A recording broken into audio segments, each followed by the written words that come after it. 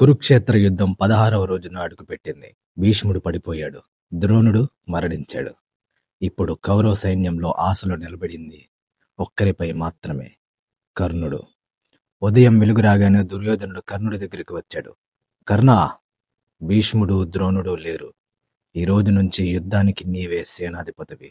కర్ణుడు తన చేతులతో నమస్కరిస్తూ, దుర్యోధన, ఈ రోజు పాండవుల వెన్నులో భయం నింపి చూపిస్తాను. ఆ అర్జునుడు నా ముందు నిలబడలేడు అని ప్రతిజ్ఞ చేశాడు. కుంతి పక్షంలో మాత్రం ఆ ఉదయం గంభీరంగా ఉంది. కృష్ణుడు అర్జునుని దగ్గరికి వెళ్ళి, ఈరోజు నిజమైన యుద్ధం ప్రారంభమవుతుంది. నువ్వు ఎదుర్కొనేది ఒక సాధారణ యోధుడు కాదు, మాట నిలబెట్టుకునే మహాయోధుడు కర్ణుడు అని అన్నాడు. ఈరోజు యుద్ధం కేవలం పాండవ కౌరవ యుద్ధం కాదు, ఇది అర్జున కర్ణుల మధ్య ప్రారంభమైన సంపూర్ణ ఘర్షణ రోజు. నెక్స్ట్ పార్ట్స్ కోసం ఫాలో చేయండి. కథ వింటారా?